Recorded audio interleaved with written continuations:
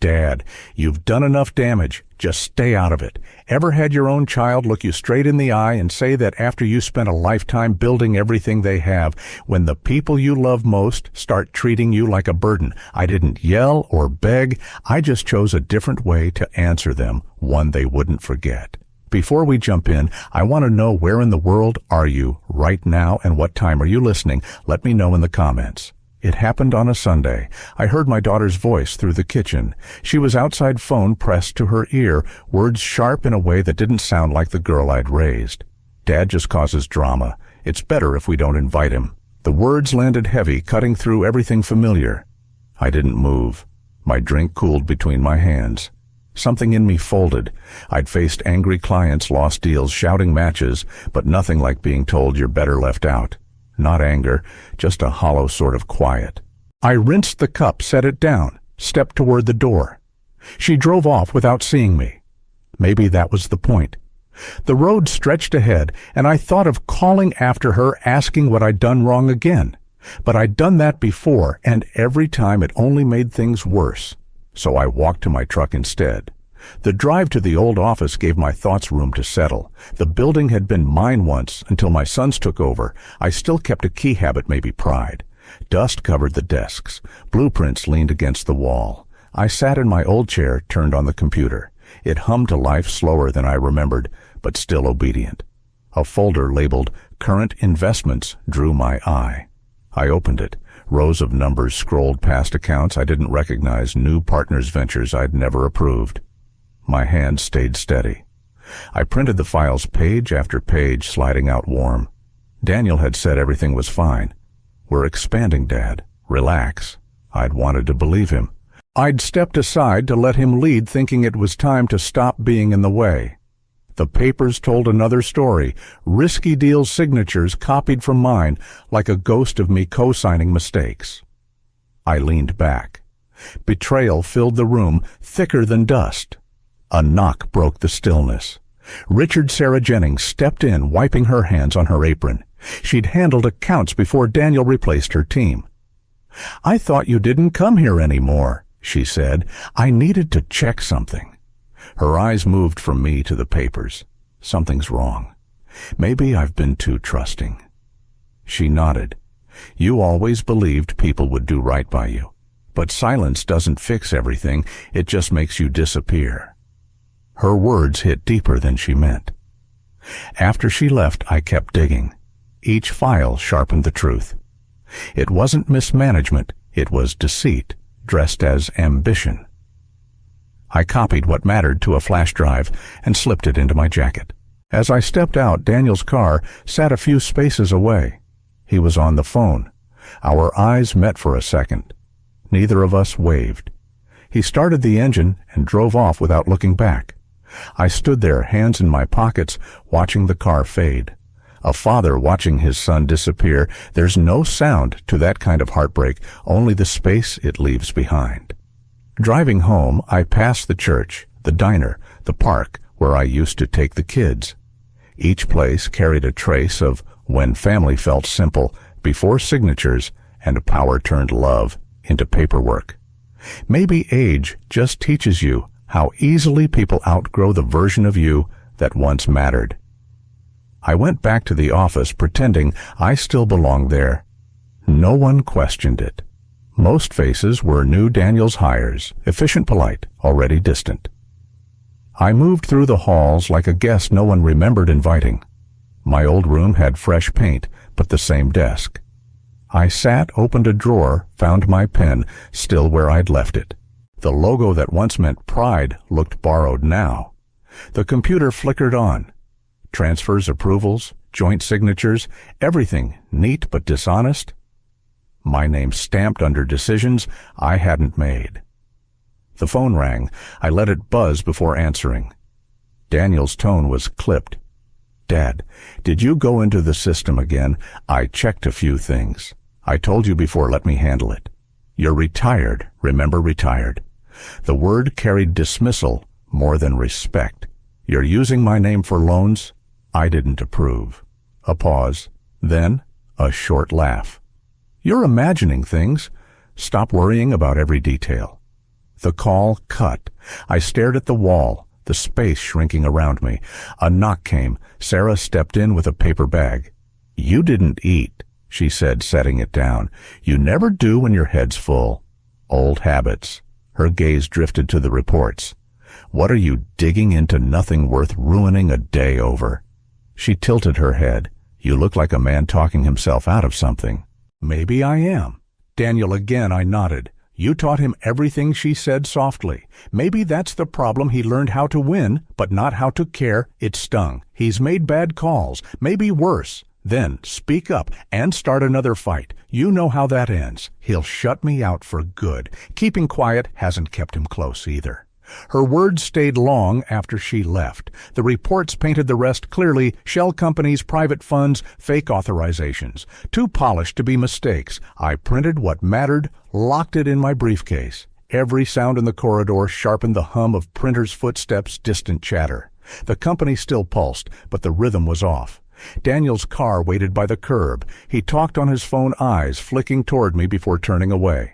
Not anger, just erasure.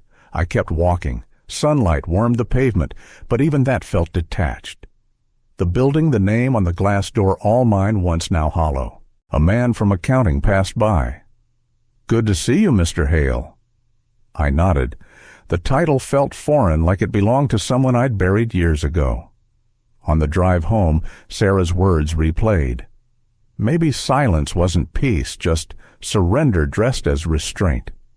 Every time I avoided a fight, I'd given something up. The house greeted me with stillness. The cup from the day before sat in the sink. I rinsed it, not for the drink, but to clean something that could still be cleaned. My phone buzzed. "Daniel again. Don't worry about the finances. Everything's handled. Please stop digging." I deleted it without replying. Storm clouds gathered heavy and low.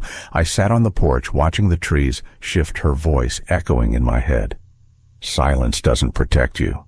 Breaking it meant losing what little was left between us. But keeping it meant losing myself completely. The first drops fell slow and deliberate, spreading across my hands. Then the sky opened up, washing everything in its path.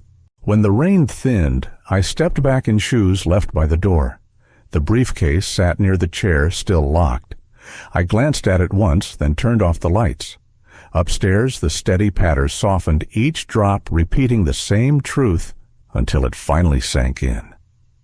Sarah's cafe sat near the lake, a place people went to think more than talk. I went there not for coffee, but for someone who still spoke to me like I mattered. She glanced up from the counter. "You again?" she said, half grinning. "Thought you'd gone quiet for good. I've been reading," I told her. "Old files. That never ends well." She poured a cup before I asked. "What did you find?" "Things I wish I hadn't." She leaned on the counter. "When people hide money, they always leave breadcrumbs." "What kind of trail transfers?" "Shell accounts. My signature, but not mine." Her brow tightened. "Daniel." I didn't answer. She already knew. The coffee machine hissed between us, a sound that filled what words couldn't. "You used to say every ledger tells the truth if you wait long enough," she said. "Still believe that I did. Now I think ledgers lie too, depends who's holding the pen." "You've always trusted too much," she said softly. "It's easier to believe your own kid wouldn't steal from you," I said. "Easier than admitting you taught him how." She reached under the counter and pulled out a folder. "Found this cleaning up old records. Thought you might need it." Inside were contracts showing Daniel listed as both signer and beneficiary, my name neatly beside his. "Where'd you get this?" "It was stuck to an old tax file you asked me to archive. Guess someone forgot to hide the trail. He used my name to back a personal loan," I said. "If it fails, it lands on me. You going to confront him, I'll find out everything first." She touched my wrist. "You sure that's not another way of waiting too long?" "Maybe. But this time, I want the whole truth before I speak." She nodded, poured a refill, and moved to help another customer. I sat tracing the folder's edge, thinking about every time Daniel called me stubborn. Maybe he was right. Maybe I held on to ghosts. When I left, the air carried that charged stillness before something breaks. Driving home, I kept replaying the numbers, the forged lines of my name. Every betrayal begins small, a favor, a promise, a silence. You tell yourself it's for family until you can't tell who's protecting whom. Halfway there, my phone buzzed. Heard you've been talking to people. Don't make this worse than it needs to be. I didn't respond. Scrolling through old messages, I saw how many began the same way. Don't worry, Dad. The house looked unchanged, but nothing in it felt mine anymore. I laid Sarah's folder beside the others on the table, the pile thick as guilt. That night, I called the number she'd written on a napkin, an independent auditor she trusted. His voice was cautious the way people sound when they sense trouble, but lean closer anyway. I'll take a look, he said. Send me what you have. I created a new folder on my laptop labeled Truth. Dramatic maybe, but right. Each file I uploaded steadied me. Emails, contract scans. I wasn't plotting revenge. I just wanted things to stop being blurry. Then another message. Stop this, Dad. You don't understand what you're doing. I almost laughed, that line again, me not understanding him, knowing best. I typed a reply, then deleted it. Silence had become my safest answer. Later, I stepped onto the porch. Music drifted faintly from a neighbor's radio. I sat holding Sarah's folder, the pages lifting in the wind like they wanted to breathe. Patience had once felt like strength. Now it felt like blindness. Waiting had turned into hiding. A car pulled up. Headlights swept across the yard before shutting off.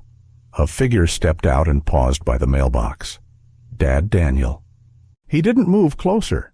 Maybe he wanted to see if I would. I didn't. He muttered something, climbed back in, and drove away. The sound faded until there was nothing left but the dull hum of the night. I stayed there, the folder still open on my lap. The papers rustled again, as if urging me toward a truth I already knew but hadn't yet faced. Daniel called a family meeting that Friday. Said it was about the company's direction, but everyone knew what it meant. He wanted me out this time, officially. The conference room felt smaller. My sons sat together, laptops open, eyes on the screen instead of me. My daughter arrived late, sliding into a seat beside them. Daniel stood at the head of the table, sleeves rolled up, tone, polished and practiced. We've got new investors lined up for a global expansion. It's the opportunity of a lifetime. He gestured toward a slide full of graphs and partner logos, the kind meant to impress people who never touch the real work. I kept still. The last time I'd interrupted, I'd been accused of undermining leadership. This time, I waited for the moment that mattered. All we need, he continued, is the founder's signature, just a formality. I studied him not as a father, but as a man gauging another man's nerve. And you'll use that to move company assets into your new venture. He blinked. Of course not. Everything's cleared with accounting. Whose accounting? A pause. Someone shifted in their chair. His smile flattened. Ours. Sarah sat near the back there for historical context, as he'd put it. She met my eyes briefly, her face carrying what words didn't. I've seen the contracts, I said. You're gambling money that isn't yours. Daniel's mask slipped. This company was dying until I took over. You don't understand modern business. You're right, I said. I built it with my hands, not spreadsheets. One of his young assistants laughed. Daniel didn't stop him. I rose slowly. If you want my signature, show me every number, every transaction. He exhaled sharply. We don't have time for that. Then you don't have time for me. I walked out. The murmurs followed, but I didn't turn back. Sarah caught up in the hall. You just drew the line. Should have done it years ago. Wind carried the scent of asphalt from a nearby work site. Machines roared. People kept moving the world, working fine without me. For the first time, I felt separate from it all. She handed me a folded note. Friend from accounting, she said. He's seen things. Call him. That night I did. The man's tone was careful. You didn't get my name from me. I don't need your name, just the truth. He told me about losses buried under dummy projects, offshore accounts, payments rerouted through fake ventures. He's clever, the man said, but it's unraveling faster than he knows. When the call ended, I sat at the kitchen table, his words circling in my head. The house felt enormous, every sound distant. I hadn't realized how large a space could feel when nobody called your name. I went through old storage boxes until I found the safe key taped under a drawer since the early days. Files, blueprints, tax forms, proof of what the company once was. Hard work, straight deals, promises that meant something. I laid the folder beside Daniel's new reports. Old truth, new lies. The contrast had its own kind of beauty. Sarah stopped by with 2 cups. She didn't ask if I'd slept. I talked to that accountant, I said. Her eyebrows lifted, and he confirmed everything. She sat across from me. What will you do? Nothing yet. Not until I'm sure. Sure of what? That I can live with the outcome. She didn't press further. That's what I liked about her. She never tried to fix what she couldn't reach. Before leaving, she said, he won't stop unless someone makes him. I know. That night, I checked every document again. My hands, steady, mind, clear. Patterns revealed themselves, numbers repeating where they shouldn't, signatures copied too neatly. By midnight, I had a pile of proof. I printed copies, locked them in my briefcase. When I stepped out to take the trash, Daniel's car sat across the street headlights, off phone glowing faintly. He lifted it to his ear, turned toward the house, waited. My phone buzzed. I didn't answer. He stayed a few minutes, then drove off. Rumors spread before the weekend ended. Someone leaked that Hale & Sons was under review for financial irregularities. My phone kept ringing clients, suppliers, old partners, demanding answers. I let it ring. The truth was still buried somewhere between my files and Daniel's lies. Sarah called.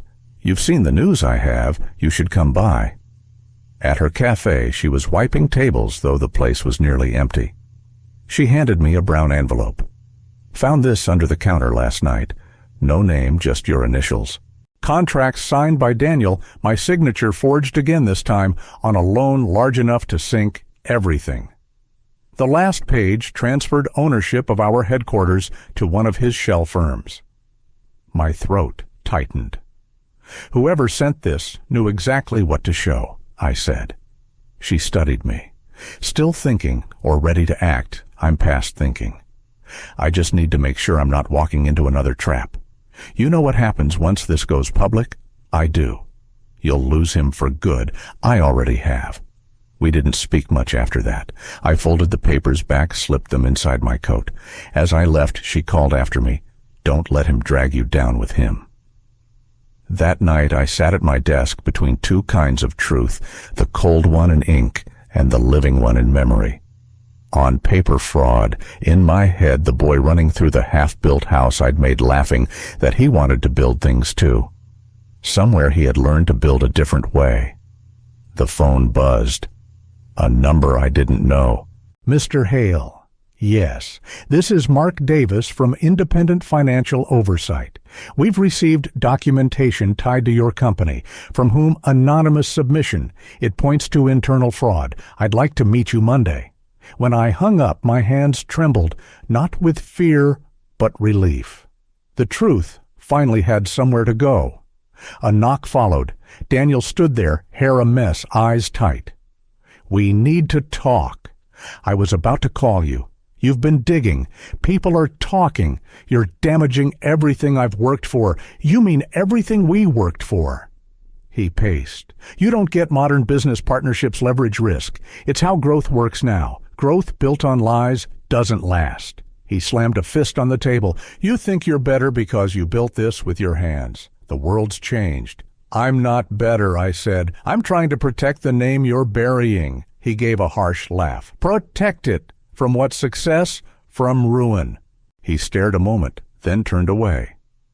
If you go to the authorities, you'll regret it. The door shut behind him, leaving the room colder. His car idled a few seconds before pulling away. The stillness that followed was heavier than the argument itself. Sarah called again. "You okay? I'm fine." "No, you're not." She was right, but I didn't explain. I told her about the meeting with oversight. You're doing the right thing. Maybe. Doing the right thing never feels clean. After we hung up, I opened the folder again. Every page carried Daniel's signature pressed over mine, the kind of theft that doesn't just take money, but dignity. I called Davis back, confirming the appointment. "Bring any originals," his assistant said. "I will." I woke before dawn and couldn't fall back asleep. By 8, I was dressed in the same gray jacket from the day Hale & Sons first opened. The fabric had thinned, but it still fit. I packed the flash drive, the folder, a notebook, each piece slipping into the briefcase like part of a quiet ritual. Checked the latch twice, then again, just to be sure. The drive to Richmond took about an hour. Traffic crawled. Every red light stretched longer than memory. I used to fill these drives with talk radio, but now even sound felt like clutter. At the office, Mark Davis greeted me with a handshake, firm, steady, younger than I'd expected. "We've been reviewing the documents sent anonymously," he said. "You have originals." I handed him the folder. Watching him turn each page felt like watching someone tread through my life in heavy boots. Every paper he touched tightened something in me, then loosened it again. "These signatures were forged," he said. "Whoever did this knew the process. I know who did." He looked up. "Your son." It wasn't a question. Yes.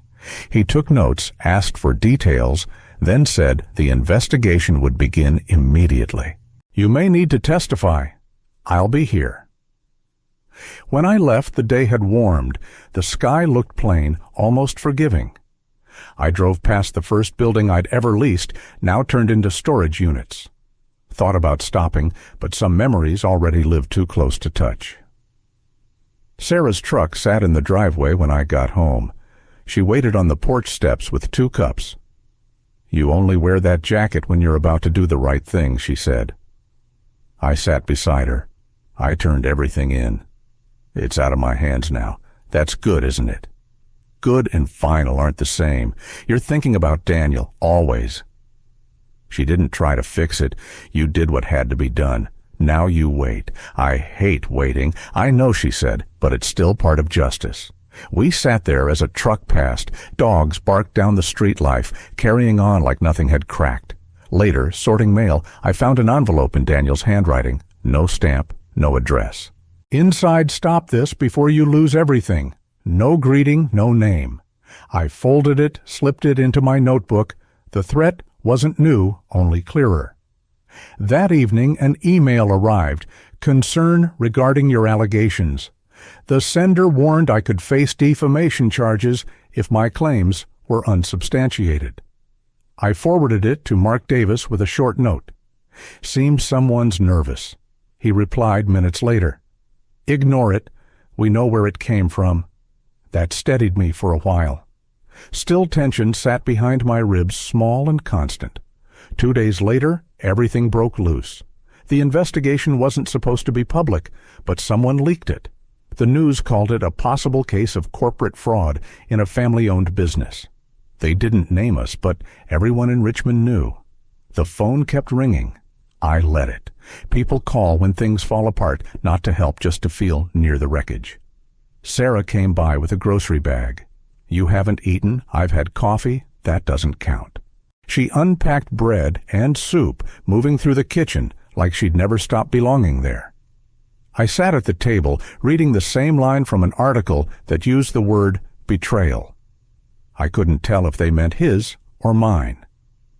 She set the bowl in front of me. "Eat before it gets cold. Did you read it? Everyone has. They're saying the state might freeze your company's assets." "His company," I said. "Yours too, technically." Her tone was even, but it still landed hard. The doorbell rang. Through the glass, Daniel stood on the porch, jaw-tight eyes restless. Sarah asked softly, "You want me to stay?" "No." "He'll shout. Better if you don't have to hear it." She hesitated, then slipped out the back. Daniel stepped in without waiting. You couldn't keep your mouth shut, could you? I didn't leak anything. You met with investigators, didn't you? I told the truth. You've ruined me. You've ruined this family. You did that yourself. He gripped the table edge. Do you know what you've done? They're freezing everything. I can't make payroll. You think this makes you some kind of hero? I think it makes me honest. Honest? He gave a short, bitter laugh. You're just bitter. I built something bigger than you ever could. That's not building, that's stealing. The words stopped him. Fear flickered where anger had been. I didn't mean for it to go this far, I know. He blinked. You know you thought you could fix it before it mattered. That's how it starts for everyone who loses their way. He slammed the table again. You think you're better than me? No, just older. He stepped forward, then froze. His shoulders dropped. You've killed the company. I saved its name. The soup had cooled. I poured it out, sat back down. My hands were steady. My stomach wasn't. I thought about going after him, telling him I didn't want revenge, just something clean, but it was too late. By evening, reporters were calling. I unplugged the phone. A neighbor texted that cameras were parked outside the office. I told him not to worry. I wouldn't be going there. Sarah called. You okay? Define okay. I heard shouting. You did what you had to, right? Maybe. Doesn't make it easier. You didn't do it for easy. Her words stayed long after we hung up. That night I sorted what was left of the paperwork. The briefcase lay open beside me. I labeled files, scanned copies, locked the originals away. Hunger and fatigue blurred together. When I finally stood, my back ached. Down the street, headlights paused near my driveway. Same dark sedan that had been tailing me all week. I didn't move. Whoever it was wanted me to notice. The car idled, then rolled off. I locked the door, drew the curtain, sat on the porch. The heat carried the buzz of insects. A storm waited somewhere unseen, pressing down on everything. I leaned back, thinking of Daniel as a kid, chasing a baseball across this yard, laughing like the world belonged to him. Now that same voice only reached me through anger. Sarah once said, "Some people love winning more than being loved." I hadn't understood it until now. The next day began with strange calm. The storm never came, only left the house damp and heavy. I poured a cup I didn't want and unfolded the paper. Daniel's face filled half the page, smiling, polished the same photo from the company site. The headline read, "A Visionary Under Scrutiny." I read it twice, folded it, and set it aside. By noon, Mark Davis texted, "We've confirmed the documents. Things will move fast now." Relief and dread arrived in the same breath. I stared at the message, wondering if Daniel already knew. Sarah dropped by with a box of pastries. "You look like you haven't slept." "I haven't had reason to." "You'll need strength," she said, setting the box down. "They'll start interviews soon. I'm not sure talking helps anyone anymore. Then at least eat, otherwise you'll collapse before you get your justice." Your justice. The phrase unsettled me. Justice wasn't supposed to belong to anyone. While I ate, she tidied the kitchen, her way of steadying herself when things spun apart. "Think he'll call?" she asked. "He might, but not to apologize." I didn't say that. Maybe he'll realize what's coming. Daniel doesn't realize things. He decides them. That ended it. She finished her coffee and left, saying she'd check in later. Soon after, the phone rang. Mark again. "We've issued subpoenas. The press will catch wind soon. You might want to stay somewhere quiet." I'm not hiding. I meant peace of mind. I'd forgotten what that felt like. In my study, I unlocked the drawer of old photos. One showed Daniel at graduation suit, too big, hand on my shoulder, grin wide. "We'll make it bigger, Dad. You'll see." I slipped it into my pocket. Maybe I needed to remember the version of him who believed that. By afternoon, reporters crowded the company gates. Someone texted me of photo cameras, police tape, microphones. Then another message. "Don't believe everything you read. We can still fix this. Daniel." I didn't reply. Instead, I drove to Sarah's cafe. The roads glistened from a light drizzle. She was behind the counter wiping trays. "You shouldn't be out," she said. I needed to see something that wasn't falling apart. She poured me a cup and pointed to the small TV above the counter. Daniel stood behind a podium, composed and rehearsed. "We are cooperating fully," he told reporters. "This company is my family's legacy. I'll protect it from false accusations." Then, lowering his tone, "My father is an old man. I love him, but he's been misled by people with their own agenda." The cafe stilled. Sarah muted the screen. "You expected that." "I did. How does it feel like watching someone bury me twice?" "They'll see through him." "Maybe. But by then, there won't be much left to save." The coffee cooled. Sarah packed a slice of pie for me to take. On the way home, cars slowed near my driveway, faces pressed to windows. I parked around the corner and walked the rest. The phone rang again, Daniel's number. I ignored it. Then another call blocked. "Mr. Hale," a man whispered, "I worked under your son. I've got something you'll want to see." "What is it?" "Proof. Real proof." "Why me? I can't go public. He'll ruin me." We agreed to meet tomorrow at Sarah's cafe after closing. His voice trembled as he hung up.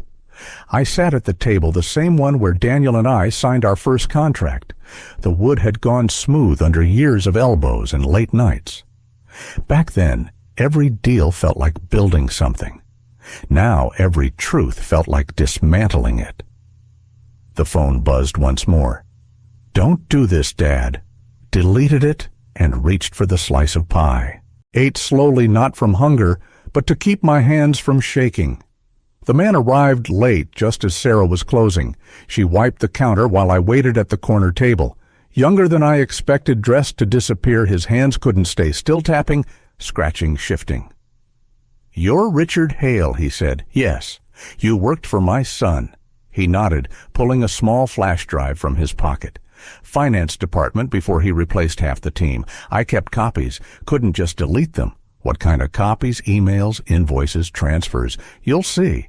I turned the drive in my hand. "Why bring it to me? Because you won't sell it. The press will twist it, the investors will bury it. You still believe in what the company was." Sarah poured him a glass of water, eyes sharp. "You sure you're not setting him up? If I were, I wouldn't show my face." No one spoke for a while. I slipped the drive into my pocket. "You did the right thing." "I didn't," he said. "I just stopped pretending." He left soon after, swallowed by rain. Sarah locked the door. "You'll check it tonight, won't you?" "I don't have a choice." "Be careful, Richard. Desperate people don't think they react." She handed me her spare umbrella before leaving. The walk to my truck felt longer than usual. At home, I plugged the flash drive into my old laptop. Dozens of folders appeared, transactions, rerouted through shell accounts, consulting fees, withdrawals under my name. Then an email thread. "Once my father signs the final transfer, he'll be out of the way. We can move fast then." I stared at that line until the words blurred. The kettle whistled faintly in the kitchen. I stayed where I was, the thought circling, when had he started seeing me as an obstacle instead of a father? Maybe it hadn't been sudden, just corrosion that spread until everything hollowed out. I brewed tea for the warmth, not the taste. The phone buzzed, Daniel's name. I ignored it. A text followed, "We need to talk. Don't give them anything else. You don't understand who you're dealing with." I read them until they lost meaning, typed a reply, erased it. Words couldn't fix what numbers already had. A knock broke the stillness. 3 sharp taps. Through the peephole, Daniel stood, drenched smaller somehow, the weight visible now. "You shouldn't be here," I said when I opened the door. "I had nowhere else. They turned on me, the investors, the board. You built your house on lies. I was trying to save it. By stealing from it," he ran a hand through wet hair. "I didn't mean for it to go this far. I just wanted to keep the company alive. I thought I could fix it before anyone noticed. And now they're threatening to ruin us both. They already did." He hesitated. "They're saying you planned this, that you set me up. And you believe them?" "No, but others might. We faced each other, years of distance between us." His eyes flicked to the briefcase on the chair. "You have the evidence?" "Yes." "Then it's over. It's over when you tell the truth." He went still. "They'll destroy me. You did that yourself." The words landed harder than I meant. He turned away. "I came to warn you, not beg. Warn me about what they think you're behind it. They'll dig until they find something to make it true. Let them. I'm done running from my own name." He studied me a long moment. "You always said doing the right thing costs something. You never said it costs everything." Before I could answer, he stepped out, leaving the door ajar. I closed it softly. His footsteps faded, swallowed by water on pavement. The tea had gone cold. I finished it, shut the laptop, and left the flash drive where it was a small plastic weight holding the end of everything we'd built. The clock ticked past 1. I locked the door, turned off the lights, went upstairs. My clothes still carried that faint trace of wet concrete. Sleep didn't come, but I lay still, waiting for morning to decide what to take next. Headlines hit the porch. I didn't pick them up. Someone always tells you what you don't want to hear.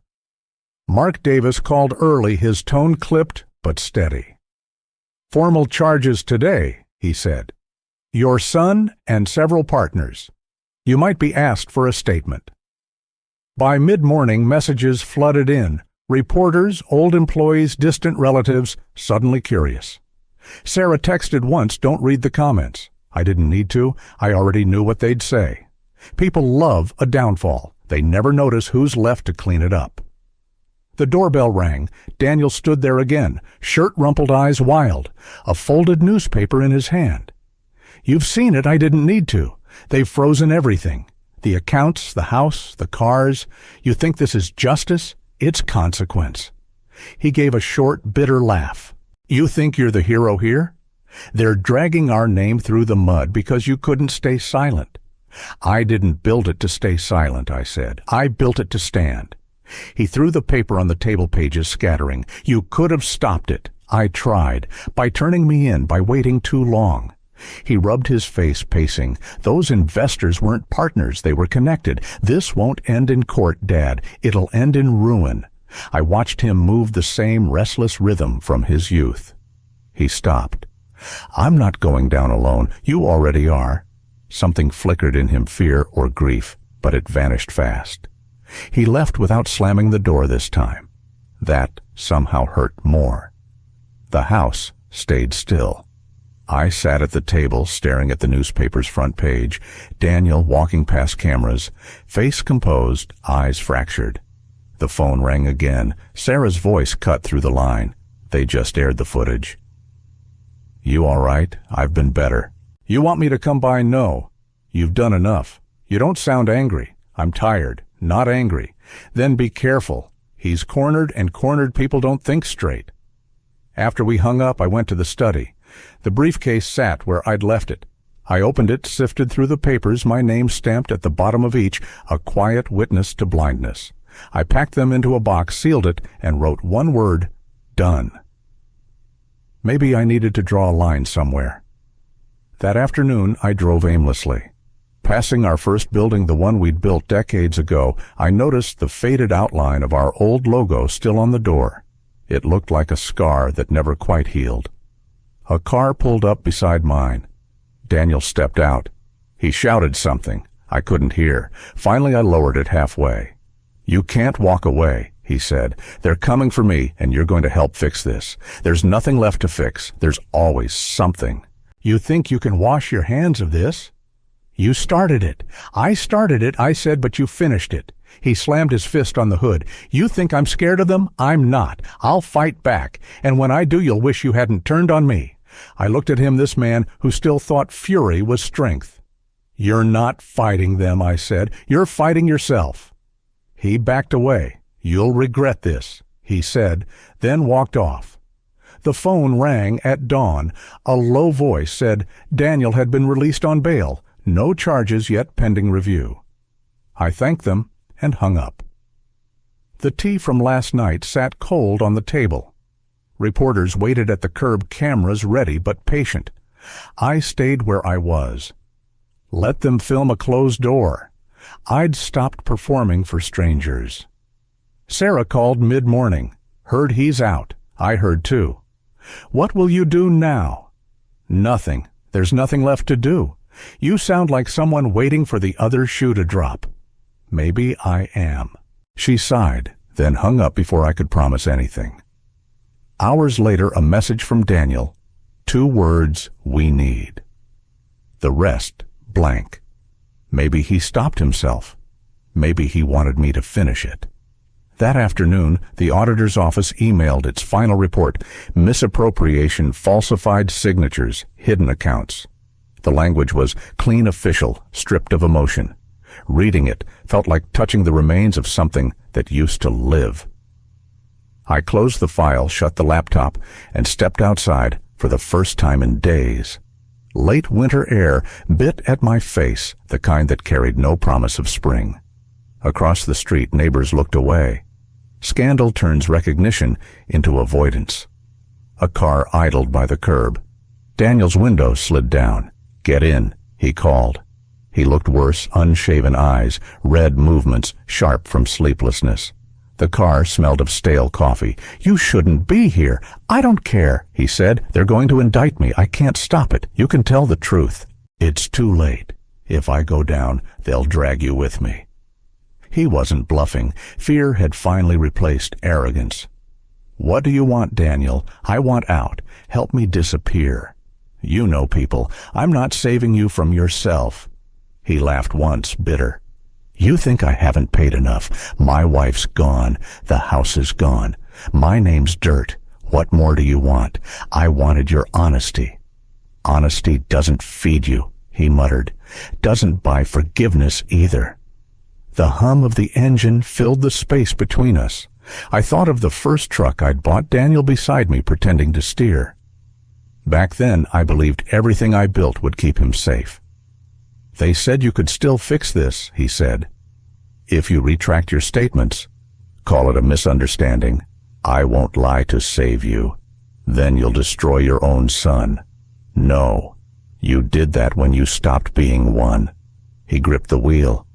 "I should have known you'd pick pride over blood. Pride doesn't ruin families," I said. "Secrets do." He hit the steering wheel hard, eyes wet. "You want me in prison? I want the truth wherever it leads." He started driving again, knuckles pale against the leather. "You don't know what court's like. They'll drag you into it. I've been dragged through worse." He said nothing more. We drove until he stopped near the lake, the one we'd fished together when he was small. He leaned on the wheel, voice low. "I used to think you were unbreakable. I used to think the same about you." He lifted his head, resignation in his eyes. "They'll arrest me again tomorrow. You'll testify." "I will. Then, that's it. There's no coming back." He stepped out, standing by the water. I stayed in the car. After a while he turned back, calmer, hollow. "You really think this is justice?" "No," I said. "But it's the closest thing left."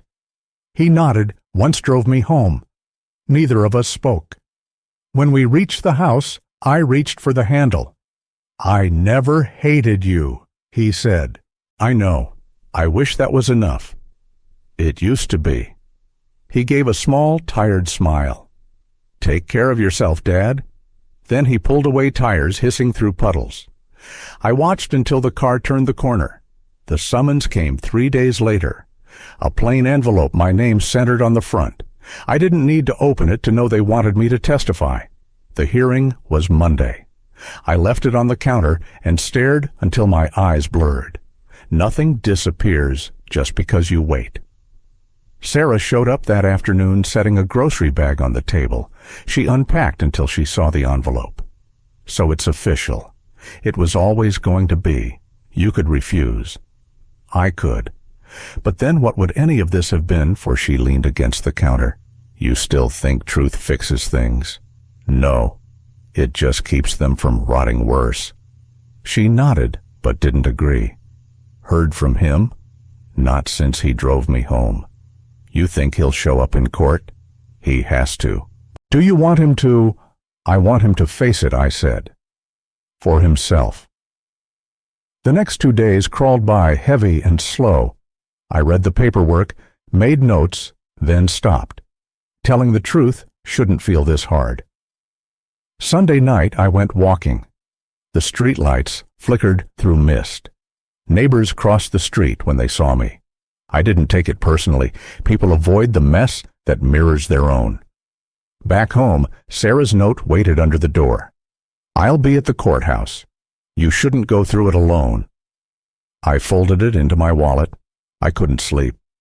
Around 4, I gave up and made breakfast eggs toast coffee I didn't need. The routine steadied me more than rest. By the time I reached the courthouse, reporters had already gathered, microphones stretched toward whoever passed. I walked through them without slowing. Sarah stood just inside coat over her arm. You ready? Not really. Good. People who think they are rarely tell the truth. Her calm made things bearable. I followed her to the hearing room.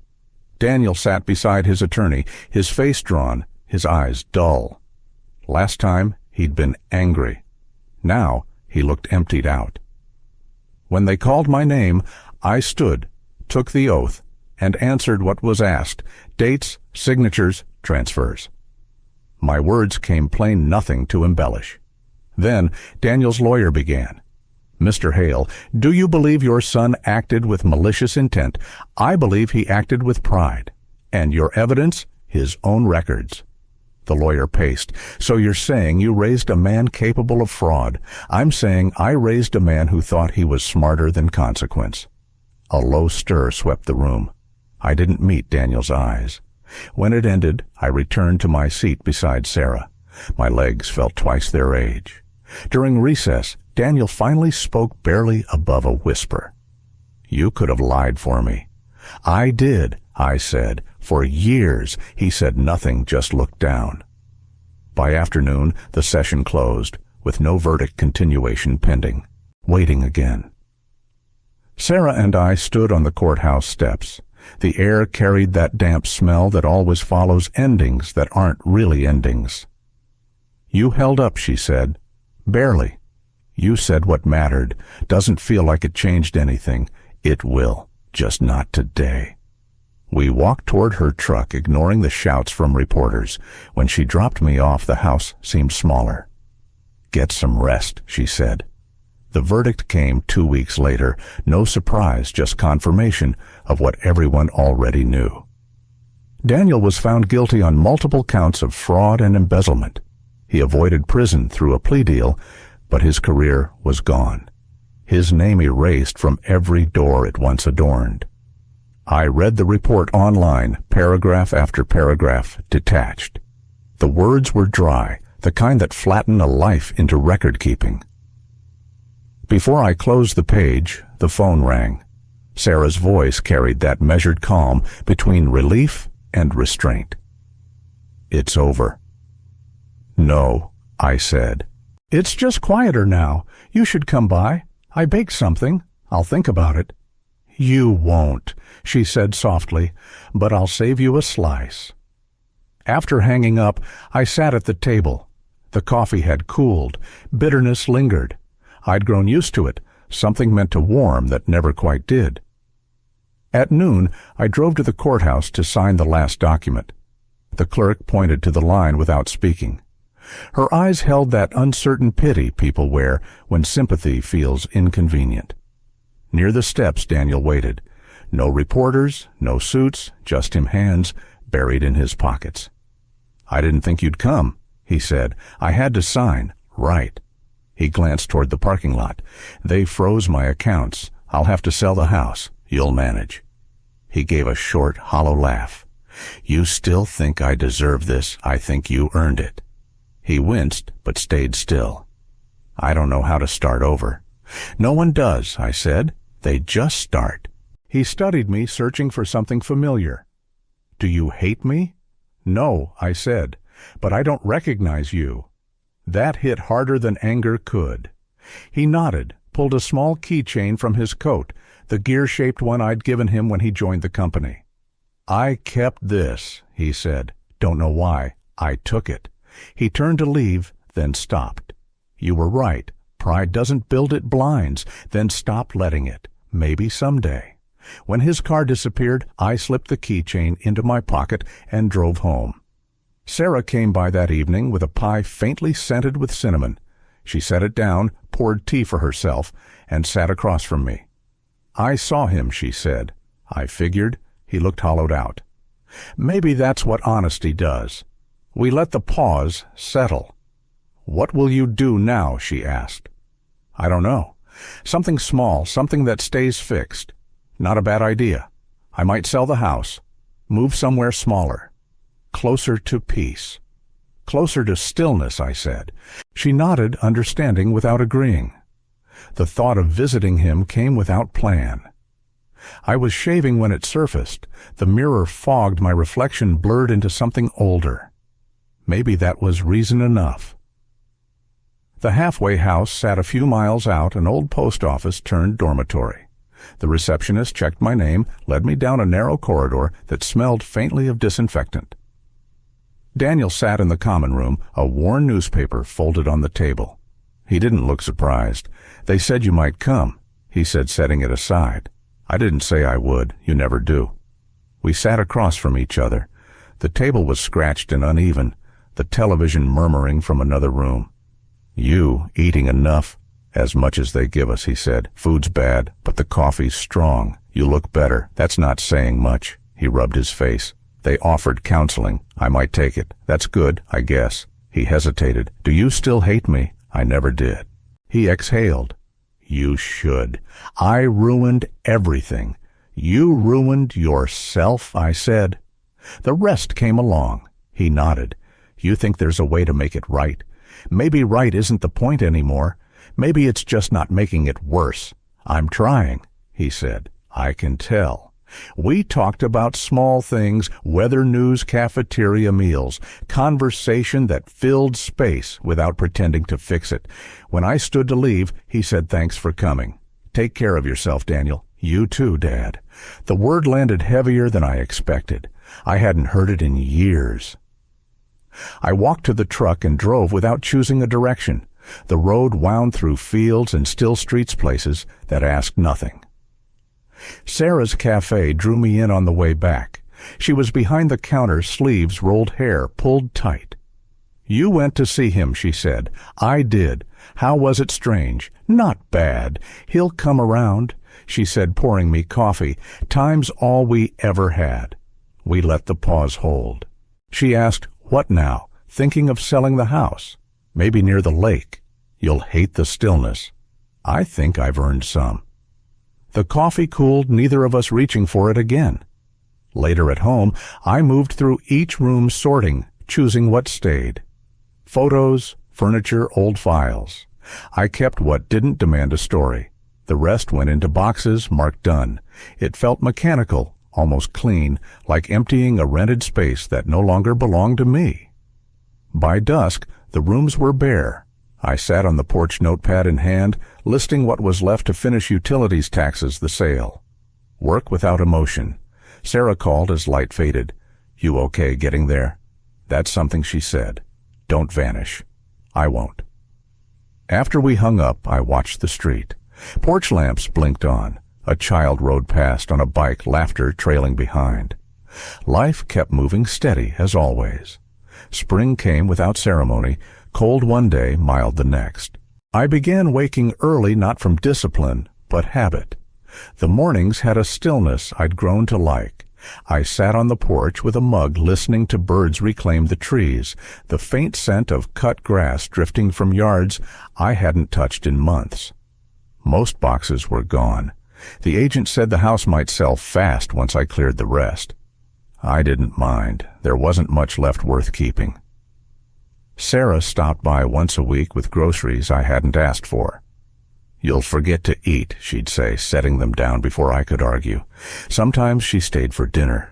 Sometimes just tea. We never mentioned Daniel. The silence between us carried enough weight on its own. One evening, while washing dishes, I caught myself humming an old tune, something my wife used to play when Daniel was small. It surprised me how easily the melody returned, how natural it felt to hum again without meaning to. Later that week, a letter arrived from the halfway house. No name, just a few lines. Working. Small construction job. Feels good. Hope you're all right. No signature, but I didn't need one. I read it twice, folded it, and left it on the table. I didn't answer. Knowing was enough. Days settled into a rhythm that didn't depend on anyone else. I repaired the porch railing, repainted the mailbox, trimmed the hedge. Small work that reminded me there were still corners of life I could set right. When Sarah visited again, she noticed. "You've been busy," she said. Needed something to do with my hands. "It suits you doing instead of thinking. I've done enough of both." She smiled, faint and knowing. "You really selling this place?" "I am. Too big for one person. Where will you go?" "Closer to the lake. There's a cabin past Mill Creek. Needs work, but it's still." "Still's good," she said. "Just don't disappear completely." "I won't. I just want space to breathe. You've earned that much." That night I sat by the window, the letter from Daniel still on the table. I unfolded it, tracing the steadier handwriting. Maybe that was progress, maybe not. It didn't matter, it was something. The next day I loaded the car with a few boxes tools, clothes books I couldn't leave behind. The movers would handle the rest. Before locking the door, I walked through the rooms one last time. The walls showed faint outlines where pictures had hung. The floors creaked the same as always. It didn't feel sad, just finished. On the way out of town, I stopped at Sarah's cafe. She was pouring coffee for regulars, but looked up when she saw me. "Heading out for a while? You'll call maybe." "You know how I am." "Yeah," she said, smiling. She packed a sandwich and a thermos. "Something for the drive." "Thanks." "Don't thank me, just eat it while it's warm." I nodded, and she waved as I left. The drive to Mill Creek took less than an hour. The cabin was small, one story, with a porch that leaned left, but it had what I needed. I unpacked, slowly setting things where they belonged. Hammer near the door, books by the chair, Daniel's letter tucked in a drawer beside the bed. At dusk I walked to the lake. The water lay still broken only by a few ripples. The breeze carried pine and damp earth. I stood there not thinking about before or after. When I headed back, the porch light flickered on. I made a note to fix it later, but didn't mind the soft pulse of it. Inside, I heated the coffee Sarah had packed and sat at the table. I thought of Daniel somewhere out there rebuilding in his own way. Maybe we were both doing the same thing, just differently. The night settled in steady and quiet. The clock ticked a rhythm that felt like company. I finished the coffee, rinsed the cup, and left it to dry. Before bed, I opened the window wider. The wind carried faint sounds from the water, alive and constant. I listened until the air cooled, then closed the notebook where I'd written small reminders, groceries, repairs, locks. The ordinary things that keep a person grounded.